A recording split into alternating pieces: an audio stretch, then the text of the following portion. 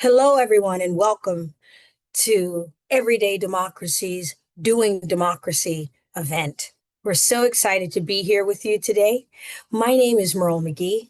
I serve as President and CEO of Everyday Democracy, and I'm delighted that you're joining us this afternoon for Doing Democracy, Gen Z and the Future of Democracy. This is our last and latest virtual event in this series. And so we're looking forward to discussing how we build inclusive participatory communities from the ground up.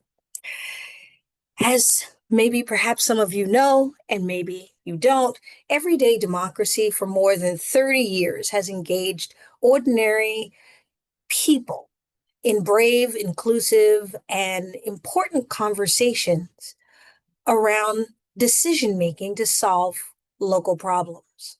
We know that our democracy depends on civic participation, and it's something that we believe in and that we focus on every day. And we do that together with neighbors in our schools, in our communities. And today, we'd like to talk about what that looks like when we do that with young people. We understand the future of democracy depends deeply on young people. But we are living in a moment when that trust is wavering. According to a recent report by the Tufts University and Protect Democracy, only 16% of Gen Z believe democracy is working well for them. And that number should make us all pause. So I'm particularly excited today that we're here to talk about how young people are shaping democracy, particularly in this moment of polarization, disinformation, and mistrust. How they're finding new ways to lead, connect, and reimagine the democracy that we want to thrive in. Young people aren't a monolith, of course. So some do trust institutions but only engage at ballot boxes. Others feel shut out because they haven't even been given real civic opportunities. And then there are many who are deeply active, leading movements around climate justice, racial justice, voting rights, LGBTQ rights, but are still deeply dissatisfied. And so what we know is that too often young people are dismissed in political spaces or mislabeled as apathetic. And as adults and allies and institutions, it's our responsibility to listen and to create spaces that support youth voice and leadership and to nurture our own democratic future. So that's why today's conversation is incredibly important and matters so deeply to the future democracy that we wish to live in. We're joined today by two remarkable young organizing and organizer leaders working in both urban and rural communities who will help us understand the challenges and opportunities shaping the Gen Z role in democracy today. We'll explore what's resonating with young people, what's pushing them away, and how we can move beyond a one size fit all approach to engagement.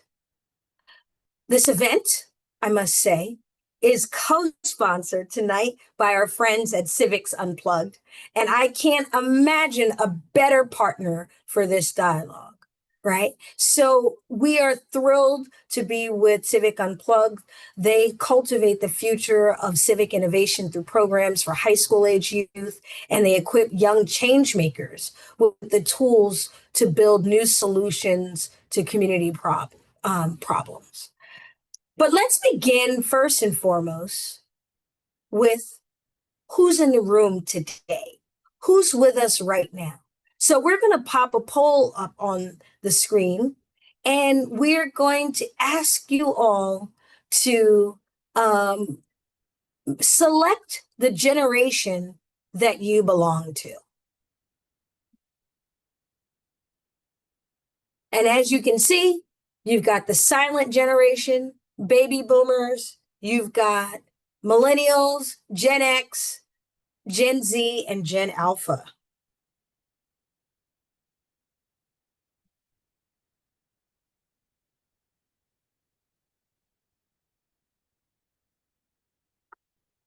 And do we think we can get any of the results for this particular? Oh, wow.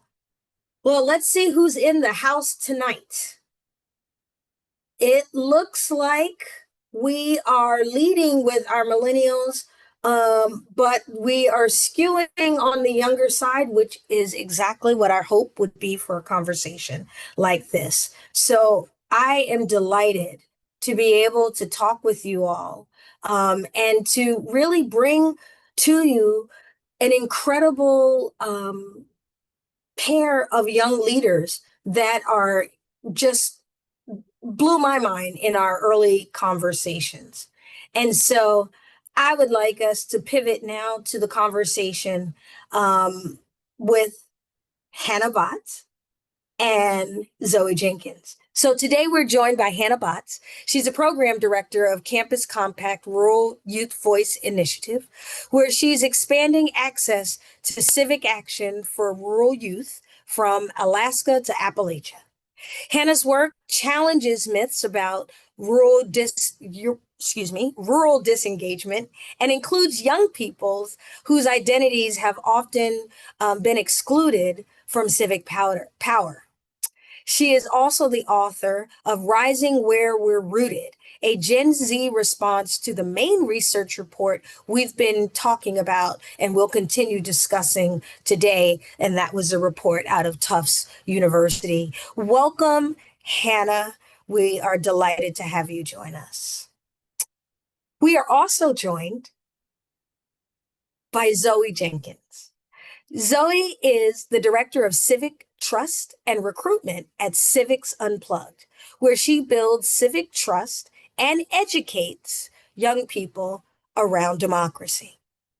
For her work spans all 50 states and is grounded in a commitment to include young people from every race, class, and geography in shaping the future of our democracy. Welcome, welcome, Hannah and Zoe. So let's begin.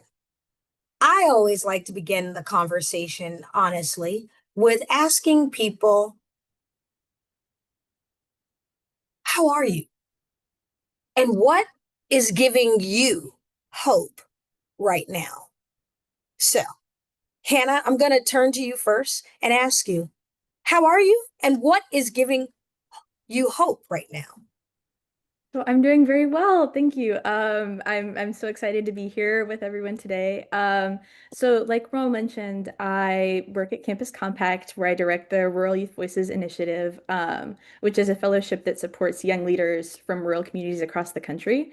And we're in the process of reflection on our fall fellowship experience right now. So what's been bringing me hope is reading so many reflections and stories from our fellows about how the program impacted both themselves and their communities. Actually, right before I joined, I was reading a reflection piece from one of our fellows who highlighted the program's importance in building her confidence to go to local city council meetings and advocate for improved third spaces, which was just really, really wonderful to hear. So this fellow had been empowered through being in community with other young people from across the country with this like shared experience to advocate for like herself and her community and get more access to local parks, which was really wonderful to hear.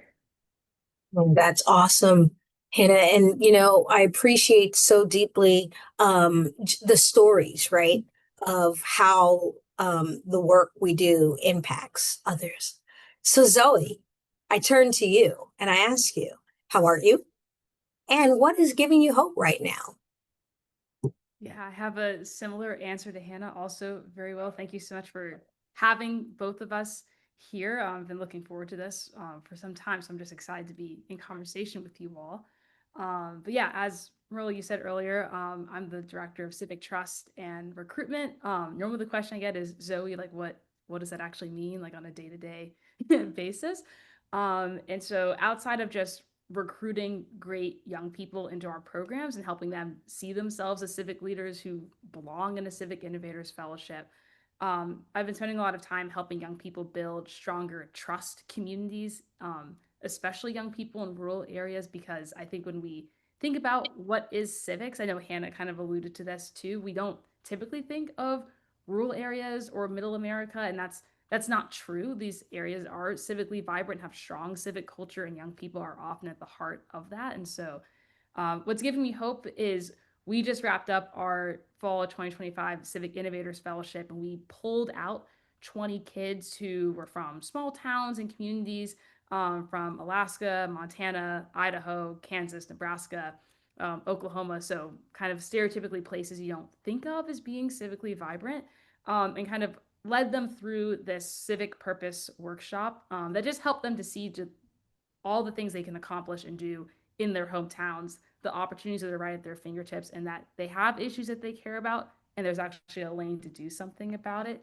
I think the thing that gives me the most hope is that the data around young people and how much they feel like they have a sense of purpose is really dark and sad. There are a lot of young people, more than half of young people from rural areas don't report high senses of purpose. But following our programs, just based on the quick math I was able to do in the last week, almost all of them are reporting a high sense of purpose after doing the program. So it's just great to know that the solution is right in front of us. If you just spend more time with them and help young people connect, they can find purpose and connection and drive change in their communities. I love that because you amplify the fact that the solution always lies where the perceived problem is, right? And that if you're building and pouring more into young people, they will respond. That's been my experience. So I thank you both for sharing the things that are giving you hope. I have to tell you, I share that young people are giving me hope in this moment in time as we are watching young people rise into leadership roles with and through the strength of young people organizing to support that. And so that's really exciting for me, and that's giving me hope. Let's dig in a little bit here into this idea, or let's get under the hood a little bit around trust in democracy. You know, something that I think is important to underscore here, that Zoe, you mentioned, was sort of this trust issue, right? That folks are having. And Hannah, in your response to the report, you talked about trust being present, just maybe perhaps not with the institutions that we normally think of as civic institutions, but that in fact young people trust their neighbors. In this particular case, you were talking about rural young people. But we also know that 16% of Gen Zs responded to the report at the top of the session we were referencing as to saying or believing that democracy is working well for them. 16%. And only 36% feel like democracy is can actually address the problems that the country faces. So we've got an overwhelming majority of young people who do not feel like the democracy is working well for them, and then a overwhelming majority of young people who don't believe that the democracy as it is currently constructed can answer and respond to the questions. So let's get into this piece around trust and democracy in young people. So if in fact, right, only 16% of Gen Z believe democracy is working well, and we believe, you know, that would be big D democracy, meaning what happens in Washington or at the ballot box. But that small d democracy is something that's practiced everywhere in every community all the time. You know, in your article, right, you wrote rising where we are rooted, that rural youth trust the neighbors more than Congress, that this is not disengagement, it's discernment. I love that. And it could change how we think about civic trust. Can you elaborate a little bit more on your perspective and hopefully add, something to illustrate the point that you're making here around the disengagement with these formal systems, but not locally?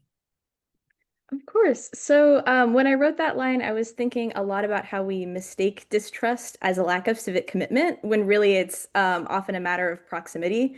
So some just to give you all a couple of statistics, Circle's data tells us that 77% of rural youth trust their neighbors, and about 65% of them trust local nonprofits, but that trust plummets significantly when we look at Congress, the president, or political parties. And I think that that gap tells a really powerful story.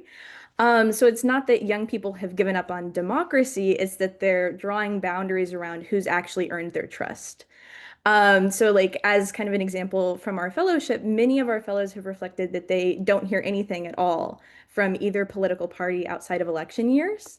And this is a really common experience that a lot of rural youth have if they even hear anything during election years, because also At all. Yeah. many organizations kind of have given up on even campaigning in some of these regions. And when a cycle like that has been going on for the entirety of a young person's life, it's really easy to grow demoralized and feel like the system wasn't set up for you or really meant to include you at all. So my kind of main point is that rural youth aren't rejecting democracy so much as emotional belonging, where institutions are only really engaging when they need turnout of some sort. So when I've asked fellows where they have trust, it's in organizations that are consistent.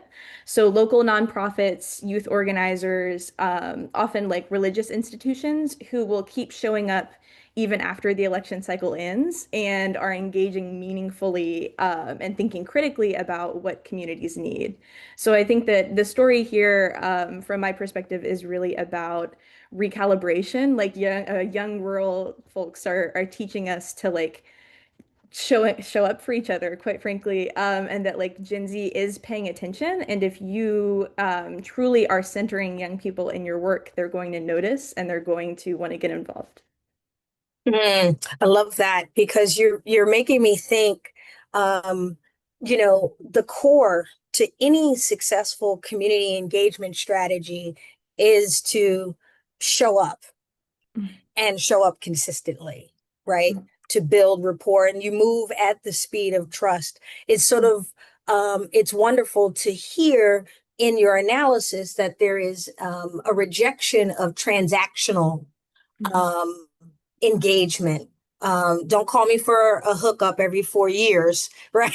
It's because we're going to the like no, yeah, I like this. Boundaries are good. Zoe, let's turn to you. I want to turn to you and ask something similar.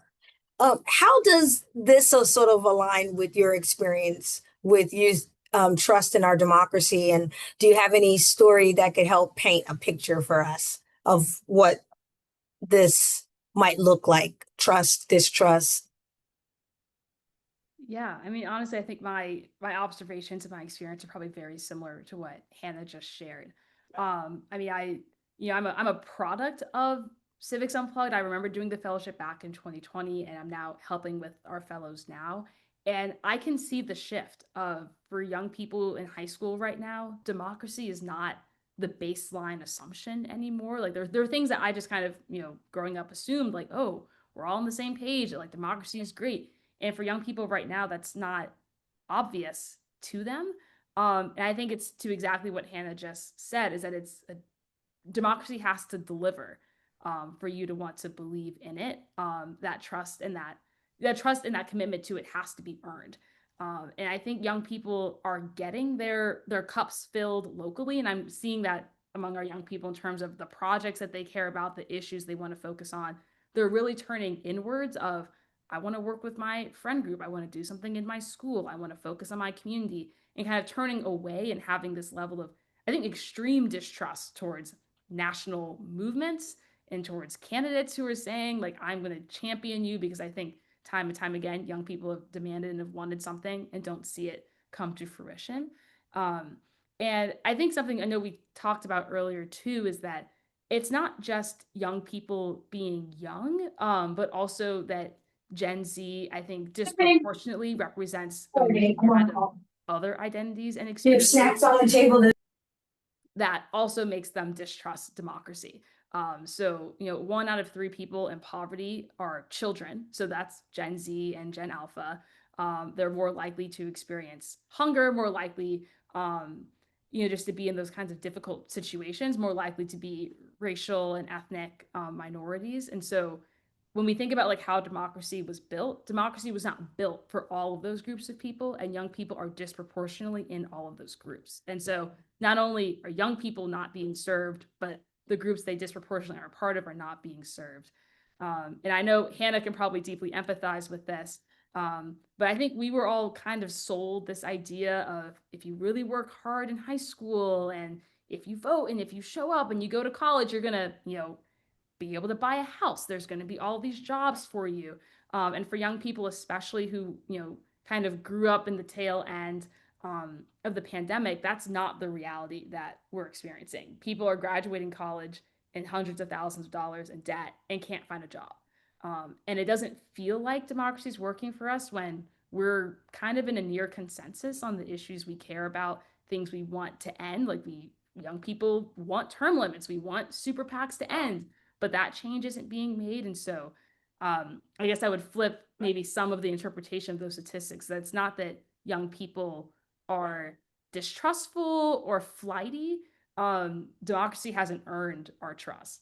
And so I don't blame any young person who doesn't believe in it, because it hasn't delivered on the promises that we were kind of sold growing up. I love that. You just said what I was thinking about your comment, which was, it's as if you're being asked as a young person to believe in something that you do not have the evidence of working.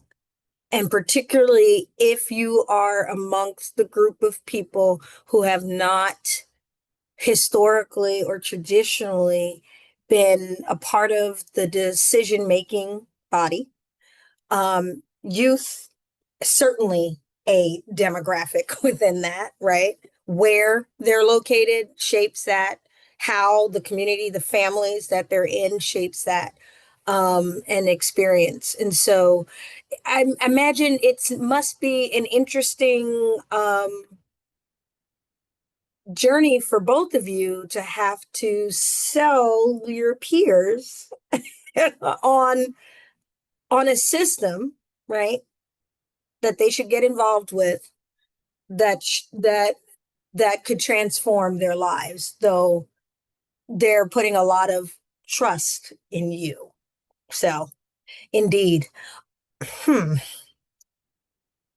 the audience and you have questions for Zoe or Hannah, please put them in the Q&A box. We're going to get to your questions. We've set aside some time to go through them at the end. But what we're going to do now is we're going to take a little pivot towards the political landscape and the rise of Gen Z conservatism. So some of the themes I'm hearing about are definitely focused around the power of young people coming together in real life, right? Coming together in real life to learn from and support each other, that builds confidence. We've heard that. Hannah said that early on in the conversation. And the need to put resources towards that is essential, right?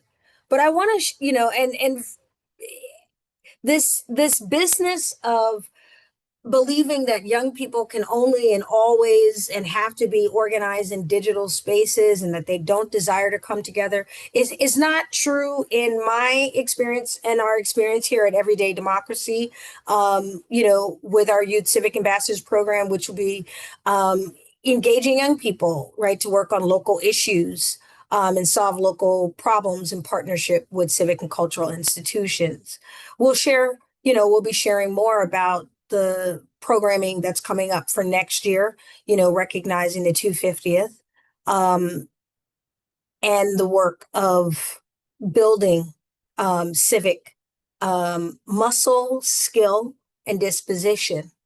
So, as we've been talking about trust, I want to bring, that big D, democracy, into the conversation, right? So, this is the political landscape. It says in that same Tufts article, the majority of youth, 3 out of 4, feel politically homeless or without a home, meaning they feel like they don't belong to a group that expresses itself politically.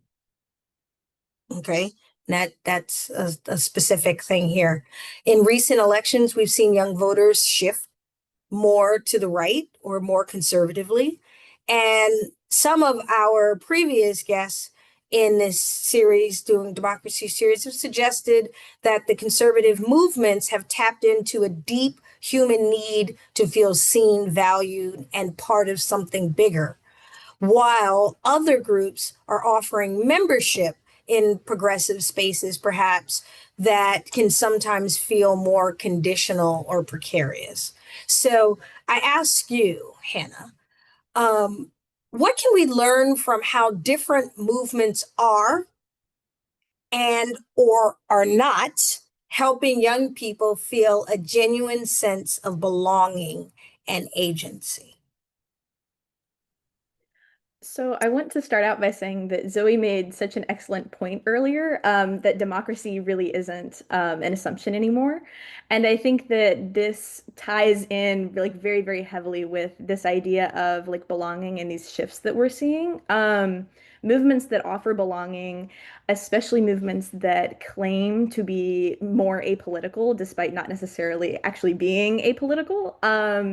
Can be really compelling to a lot of members of Gen Z. And so I think that like, kind of digging into this idea a Come little bit here. more, um, belonging, as we kind of understand it, right, in these conservative spaces can often be built on like anger and exclusion and other like very negative traits, ideas, right? But they can feel safer in some cases than movements that offer acceptance only under certain conditions. And I think that that's something that the far right has understood really well. Young people and people in general want to feel valued before they prove themselves ideologically. And so these conservative movements can often build community first and then focus on politics as a little asterisk.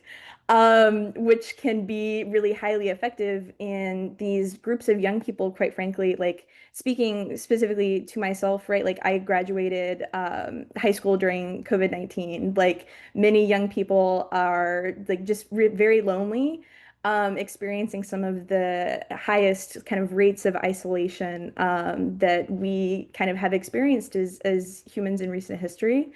And I think that while progressive spaces, which are well-intentioned, can often feel a little bit precarious to Gen Z, like you have to be perfect to belong in these spaces. Like it's impossible to make mistakes and like you have to have all of the answers really before you're able to engage. A lot of Gen Z also have kind of expressed this sentiment of not knowing like the right words, not being able to talk about democracy generally, have conversations with their friends or their peers explicitly because they like don't have the right vocabulary or they don't have the right knowledge. I think the number is somewhere in the single digits of like members of Gen Z who feel confident that they can speak on national issues and on politics generally. And I think that conservative movements can often prey on this feeling of insecurity, these feelings of doubt, and grow community in seemingly kind of benign ways that are still based on these like very hateful kind of ideologies. I also think that like the lack of democratic investment in rural spaces has a little bit to do with this. Most of our fellows while they fall across kind of ideological spectrums, have reported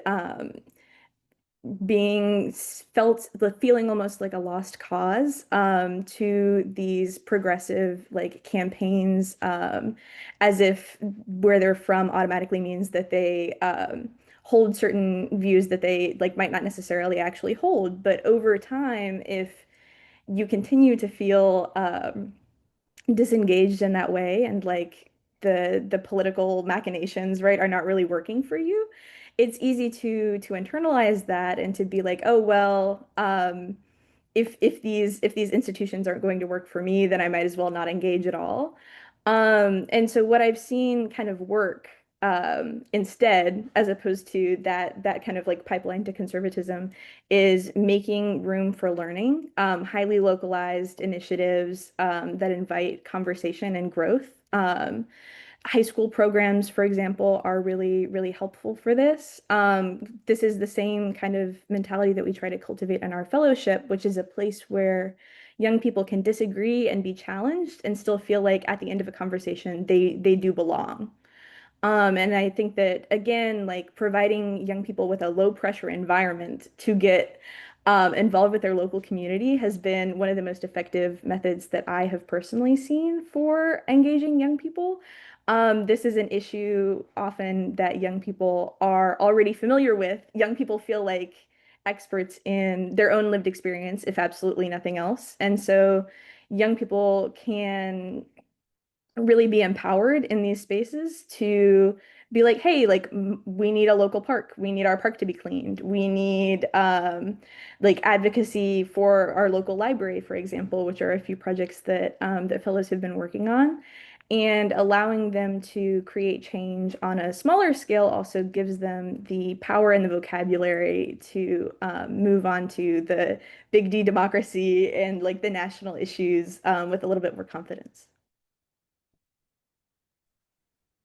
I love what you said there, Hannah, because you diagnosed the problem and then you gave us, some solutions. So I hope folks were out there taking notes. But what I want to underscore here and amplify that I really appreciate is, one, creating the space for learning and growth, that people don't have to arrive excellent in their understanding, and that people will arrive at in a certain state, and with support can grow and evolve, right? So you're not forever your mistake if you've made one, which we've all made mistakes, that it's acting locally. That feels really important and powerful to underscore again.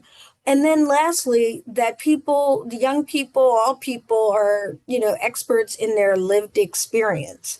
But what you all are offering is not just a pat on the back about or an understanding of what the lived experience is, but you're offering them an opportunity to develop an analysis about why they think that lived experience is the way that it is. And that feels really important, because, if we're lucky, we change our minds every 5 years. What we think we know, we interrogate continuously. So, loving this piece here, and sort of the amplifying of this challenge with if you make a mistake, right? So let's stay on that track. Zoe, I call it forever technologies, whatever. But forever technologies are sort of always watching, right? And for that, it feels like if there's a phone that's quick to be able to, take a video or, record something or what have you, or screen, or texting or what have you. If we have these forever technologies where these things really never do go away, young people have less room to experiment, to take risk, to find their voice, to have an opinion about something and to have that opinion evolve with more information, right? And more clarity. whether this is in the classroom, the streets, online, or, obviously, in the political, zeitgeist.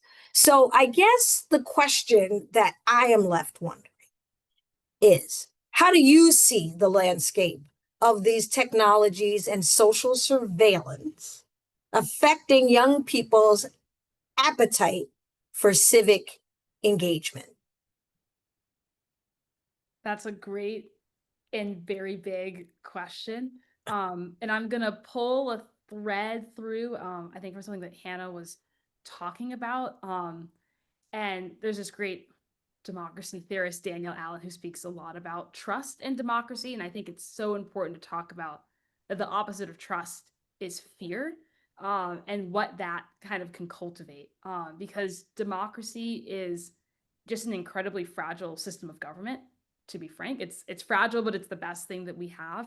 And it requires trust and connection. You have to believe that your bank teller, the person you walk by at the park, this person you run into at the grocery store, that those people are worth sharing democracy with, and that they will have your best interests in heart. And that's rooted in connection. So when we're in this crisis of isolation, people feel like, oh, if the election doesn't go my way, that like no one is going to care about me. It just builds up this level of resentment. And I think we're seeing young people fleeing of like, they feel resentment, they feel alone.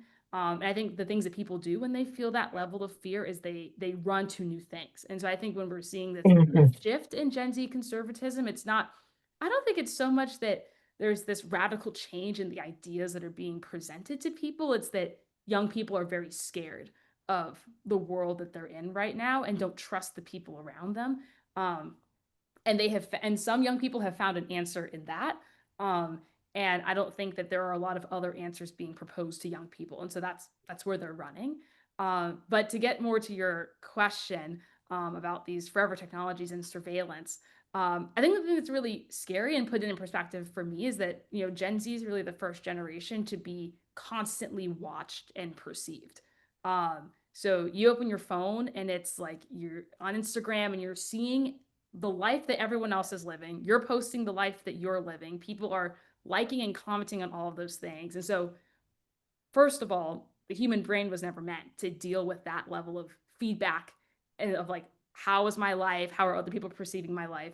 But that, collides with, for Gen Z and increasingly Gen Alpha, that, adolescence is the time where your brain develops the most.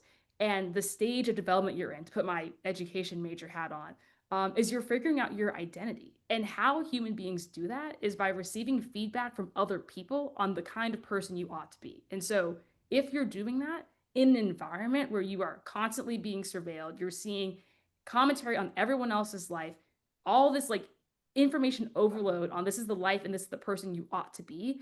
I think young people have just kind of shut down. And I'm hearing this from, the rural young people I was meeting with, but also just the kids in our fellowship generally, that what they're struggling with, is, hey, like this club that I'm in used to be incredibly vibrant, and now there are only 5 members. No one wants to be involved with anything anymore. And it's not apathy, it's just literally they're so scared of being perceived as caring. Somehow caring has become cringy. It's something that can be videotaped and put online and made fun of and remixed, and suddenly you're, viral and no one wants to talk to you and all of those things. And so I think that fear of being canceled, if we're watching it happen to other people, it's happening in high schools at this micro level where people are taking videos and sending mean pictures, and it's living on the internet forever. That used to be like a rumor that would go around school and then die in a couple of weeks. Now that's on the internet and lasting forever. And so I think young people are a lot of them are so scared that they're withdrawing entirely. And I think it makes being civically engaged seem incredibly uncool, because we're not accustomed to getting normal levels of feedback on the things that we do. And so I don't know what the solution is to that. But I'm hearing that. I mean, I'm even watching it like my 15-year-old cousins, of they just don't want to be seen places, or they're like, oh, like I need to be dressed a certain way. And it's like, since when have we been so concerned that you walk outside and someone's going to videotape you or photograph you and that'll live on the internet?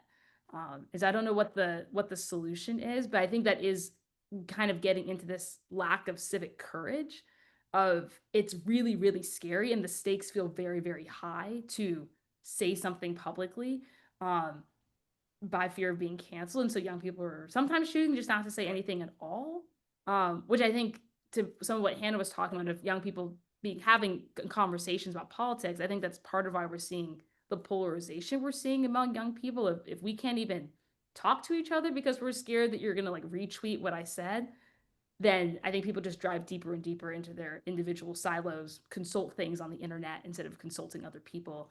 And that's the antithesis of the connection that's necessary to build the trust we need for democracy. Mm. Well, you said a lot there, Zoe. And an important thread that you started out with is that understanding the emotional drivers, right, of gate engagement or lack of engagement. And if foundationally fear is a huge factor, that certainly is not consistent with being courageous, right? And I think the other thing that I'm struck by is the foreverness of it. You very much tapped into my Gen Z world, which was something goes down. In our case, there wasn't a picture of it. It was just like it was a rumor. You talked about it, and then it went away after a while. But this in per, in perpetuity ness of everything you do, and the fact that we're capturing and documenting everything that we do, from the interesting to the mundane, must wire folks' brains and emotional fortitude in a particular way. So thank you for amplifying the the foreverness of it, but also if there is fear undergirding what's driving the behaviors, um, that's a real challenge. I think some of the responses, perhaps for Forever Technologies, is more media literacy and understanding the landscape and the frame and the tools that are being used and what you're harnessing them. Okay, we're going to turn now to the last question before we open it up to more questions. Well, actually, second to last question. So sorry about that. And we're going to turn to something we started talking about, and that's the polarization. So hate speech, disinformation, political violence, and organizational responses to polarization. That's where we're going. We're seeing a rapid spread of hate speech, propaganda, mis and disinformation, online, offline, weird stuff, just weird stuff gets posted. Zoe, how are these forces? How are these forces, hate speech, propaganda, mis and disinformation, showing up in your communities and the young people you work with? Yeah, I mean, I think it's affecting different people differently. I think a lot of young people are kind of waking up to this, like everyone's algorithm is different and there are financial motives of drawing certain people down certain pipelines.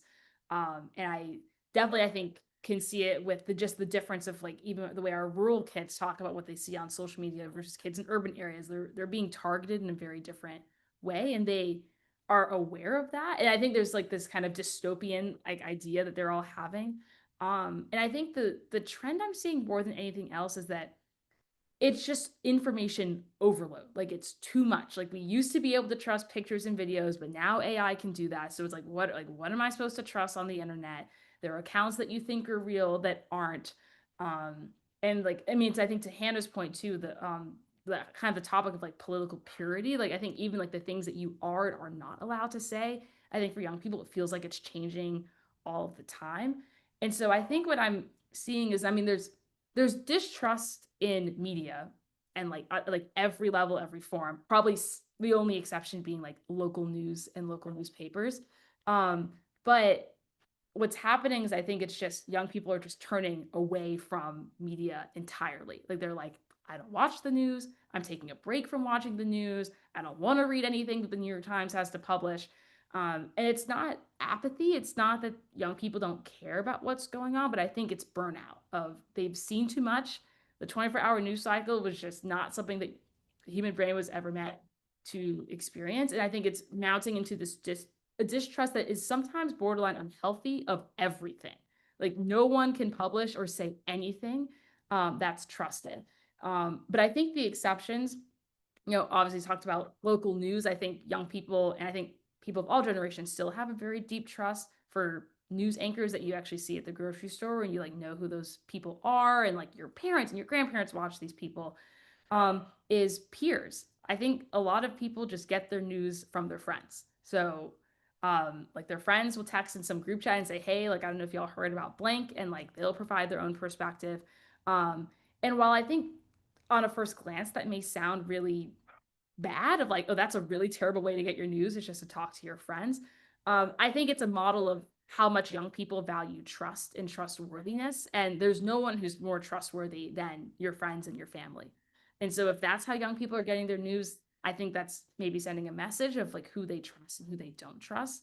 But to tie together, I think it's information overload. Young people are just kind of generally unplugging from the news, unplugging from social media even. Um, and I think they just are exhausted of what they're seeing. And I think are deeply aware of the incentives that exist that are causing us to be divided and therefore just don't want to engage at all. I love that you amplified that there is an awareness that young people, are understanding the economic, you know, interests behind you seeing this ad or this podcast or this particular ad or what have you. And still it is, and it's always been, so I'm going to be a little bit it's been and it's always been a crappy media environment, like a crappy information environment, right? Depending upon where you sit, things were not going to be reflected, or you were not going to be reflected as a part of whatever that story was. And so I guess the question is, what are young people going to do? Right? What are they going to trust? Where are they going to get their information? Because it's not possible to exist in a world without getting information. That's how you end up in traffic jams, and that's the most benign of it. So I don't know, Zoe, if you have a follow-up thought to that, or Hannah, if you have a follow-up thought to that before I move to the next question that I want to ask. If this is the circumstances, then where are young people reasonably expecting or should be expected to get their information, and who's rising to meet that moment? I can give a very brief answer, but I want Hannah to talk more. Okay. I I think this is where we used to be able to trust outlets and businesses. I think individuals are becoming more important. So Oh, this is where not like your big traditional influencers, but I think kind of micro, smaller influencers where it really feels like you're in a community with this person and they're responding directly to what you need. I think to maybe like de-Gen Z it, like to talk to like maybe more adults in the room. Like I think even like the rise of Substack deeply reflects this of reporters oh, in traditional newsrooms having okay. individual followings. I think Yeah. people are following a similar trend, not on Substack, other platforms. But I think that kind of person driven, you can really trust me because like I'm talking directly to you. I think is where things are going. But I want to leave it to Hannah because I know you probably have a lot more thoughts. And not just talking to you, but that I am a I have a reputation that allows me to talk to you. Yeah, Hannah, did you want to jump in on this before I move to your next question?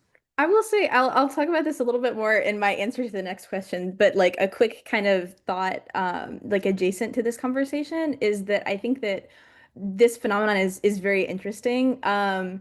And I also find it kind of ironic how Gen Z is like hyper vigilant around misinformation and around like the financial incentives that organizations have to push certain narratives. But simultaneously, this shift towards like civic influencers, for example, in many ways can lead to further misinformation and can become a very, very slippery slope. I will kind of like cut myself off there, but I have many thoughts on this topic and kind of the intricacies there. Mhm. And it sounds like there's some nuances we need to get into because, yeah, like, and I'll just tell you, as a person who is not a Gen Zer, I am asking myself, where am I getting my news? Because the institutions that I have known so long now have different profit motives or profit centers that then shape, how that information is being shared. Okay, so let me ask you this, Hannah, right? So it builds on this, right? If young people are mistrustful of news sources, what's filling the gap? Where are they getting the information? And how could that represent an opportunity? So we started down this path, but let's close out this path with what we think is the opportunity. So what's filling the gaps and what's the opportunity? So I think like Zoe hit the nail right on the head. I could have phrased it better myself. Like entertainment spaces, I think, are filling that gap. Influencers are filling that gap. So like podcasts, creators and influencers who are talking about civic issues in ways that feel a little bit more like accessible and human. Which in many ways I think is an opportunity to meet young people where they are, like creating digital spaces that feel community based. Like I think that this is a great opportunity for civic organizations to partner with creators or like train young people to kind of serve as ambassadors or invest in local storytelling initiatives that allow young people to really like kind of like sit in their roots, right? And be the experts in their own lived experiences that they are. I will say though that the heavy focus that we're kind of like leaning towards with like individual information can also lead to further misinformation.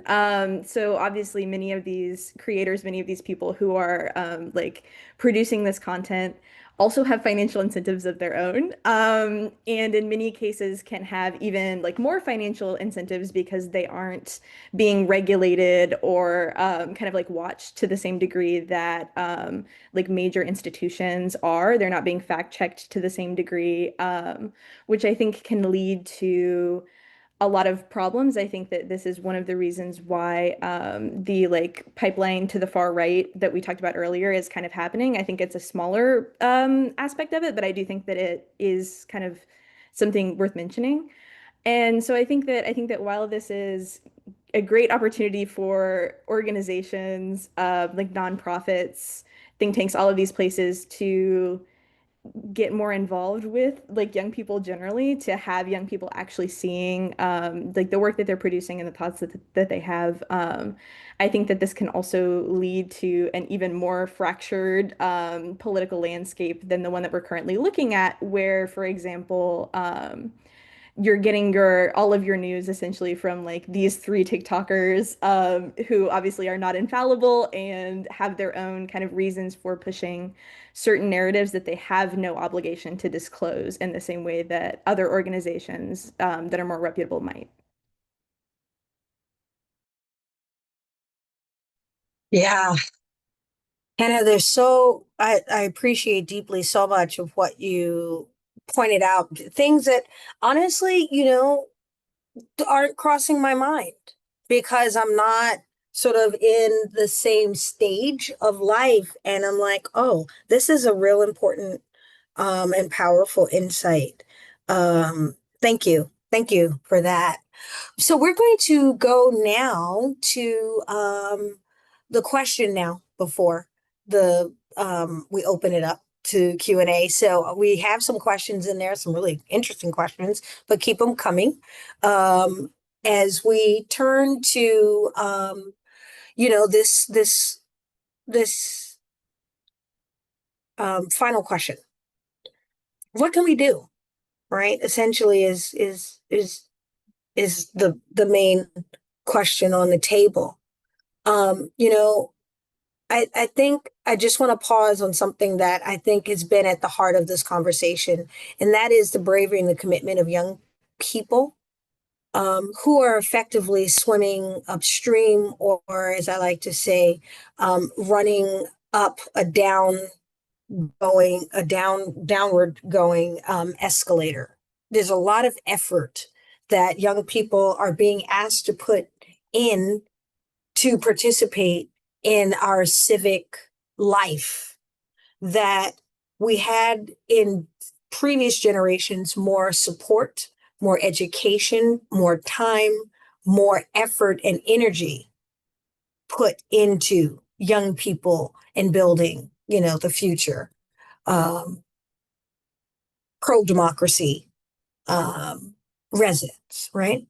And so many institutions say that they want to engage young people, but it often feels tokenizing or transactional.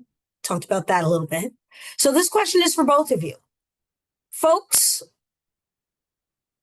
like myself who are older in the room, what is one thing we can do to better support youth civic leadership? So I'm going to start with you, Zoe, and then Hannah, I'll come back to you on this question.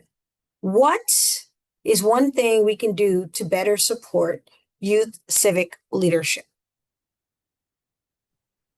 Yeah. I mean, I probably have like a million things, so I'll try to kind of put them into two buckets of, I think, just ways to think about working with young people. I think one is recognizing that young people are experts in something. I think right now, I mean, I think everything that Hannah and I have talked about and everything, Roll, you've pointed out, young people, this is a cry for help. Young people are isolated. They don't have the connections that they wish they had, don't have a sense of purpose, have a hard time being optimistic about the future. And I think we're seeing that being manifested in what Gen Z is doing. And I think in too many publications, in too many op-eds, thought pieces, whatever, it's chalked up as, oh, like you just need to get thicker skin, like, you'll grow up and realize that like the world isn't as hard as it seems. I think the data and the stories that we're hearing from young people point to quite the opposite. I think young people have incredible thick skin, and have grown up in some very difficult times and recognize that democracy, generally speaking, is not delivering on its promises. And they have ideas on how to solve that. Now, the question is, are those ideas going to be listened to? Are we making space to empower young people and put them in decision-making spaces? Maybe not.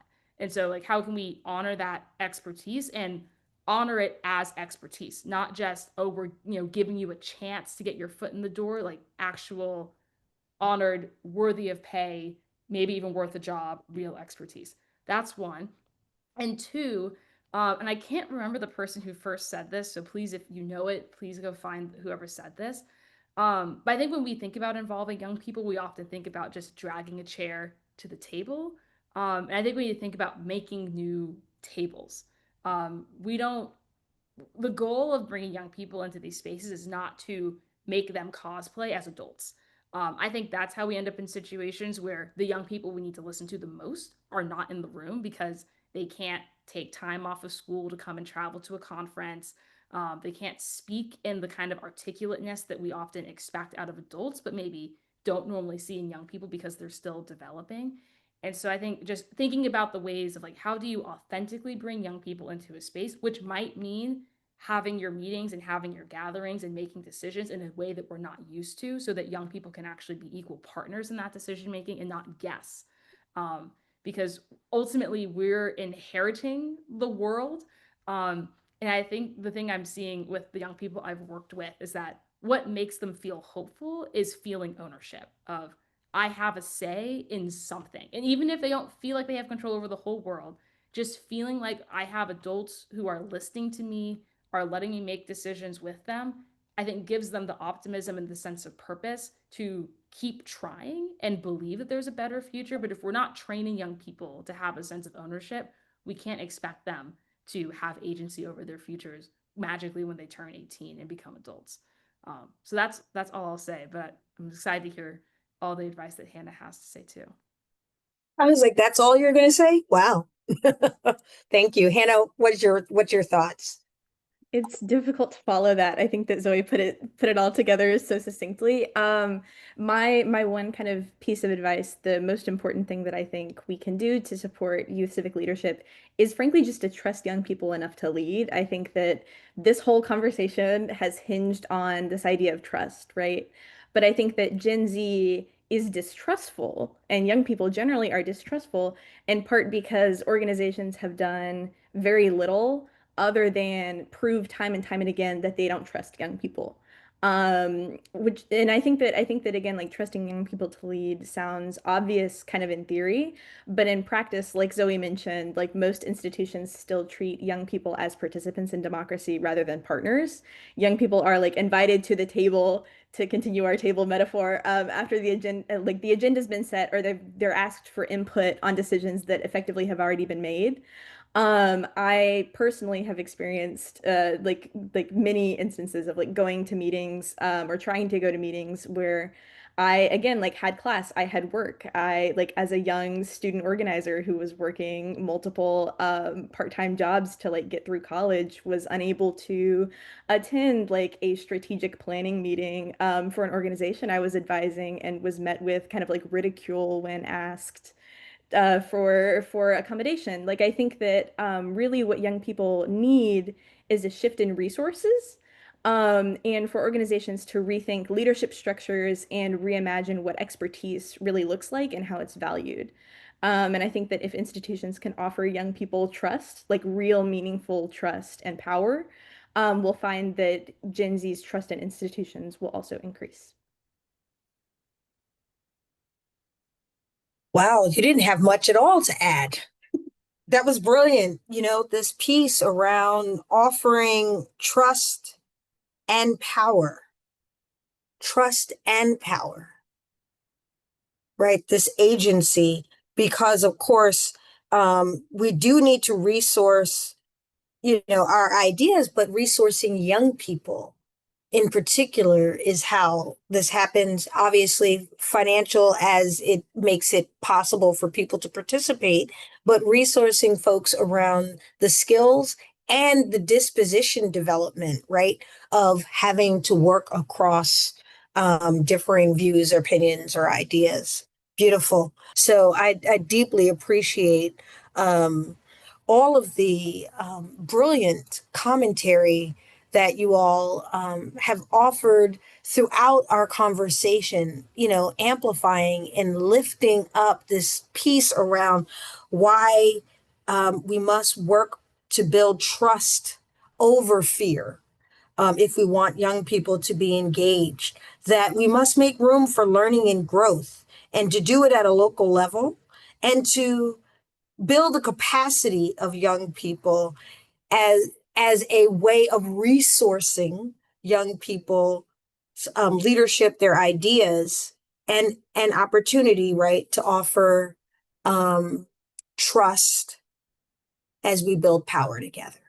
you know really just beautiful. And at Everyday Democracy, we believe dialogue is the beginning of our ability to build civic engagement. And we're committed to helping communities move from conversation to civic action. And we do that, right? With concrete ways, right? We want to also leave you all with concrete things to take away from this conversation. So you may be asking yourself, what can I do next? And so I'm just going to ask my colleague here to pop up on the screen our take action notes for today. And the first note being to listen and learn from young people. Ask what matters to them and what and who they trust and whether they feel like their voice and their vote makes a difference. Invite them to share what changes they could make, right, at school. And of course, we want to ask you to check out how does Gen Z really feel about democracy. That's a report from Tufts and Protect Democracy to get a fuller picture. We want you to empower young people, to engage, right? Help them remove the barriers that young folks face to political spaces, right? Where you're active. Bring them along. Share your social capital. Support youth through paid opportunities. We just heard that. Multi-directional opportunities for leadership, honor their expertise. And then last, think generations ahead. Build policies, programs, and spaces that are equitable, inclusive, and future focused. I think that we should have a national youth approving board to address any climate related questions, policies, or practices that we want to put forward.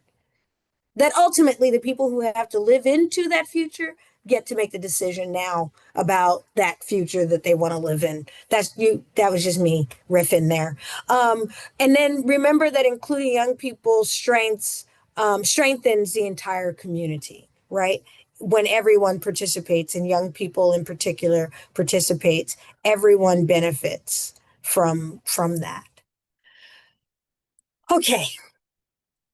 As I've said, you'll receive a follow-up email with the recording from today's event, the links and the actions that we mentioned in the previous slide, as well as resources and ways to connect with both of our speakers, Zoe and Hannah. And you're going to want to connect with them. As a reminder, Everyday Democracy partners with individuals, grassroots groups, and institutions to build more equitable, connected, and democratic communities. And we'd love to work with you. This has been the 5th conversation in our Doing Democracy virtual series, and we will see you all in 2026, and we hope you will join us. And now I just want to leave you all with a few closing words after I once again thank Hannah Botts and Zoe Jenkins for spending time with us, for elevating the discourse around what is essential in meeting young people's needs and meeting them where they are so that we can build together collectively the future that we want. So thank you both so much for agreeing to be here and sharing so brilliantly your thoughts. And the last thing we just wanted to offer in the closing thoughts here is that the future of democracy isn't something we wait for. It's something we make together, right? Every young person organizing for change, every adult choosing to listen, every community finding courage to connect across difference. These are the acts that keep democracy alive. These are the acts and the works of Hannah and Zoe and their respective organizations and Everyday Democracy. So let's keep imagining, listening, and doing democracy every day, everywhere. Thank you all, and have a good night.